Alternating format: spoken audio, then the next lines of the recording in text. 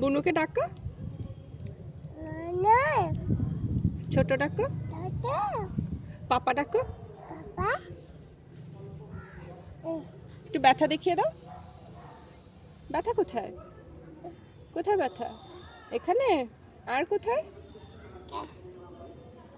হাতে? একটু উম্মা দিয়ে দাও। আর একটু পাপা ডাকো। আসো, আসো, আসো পাপা আসো। বলো, টাকা। এটা কি? কে এটা? কে?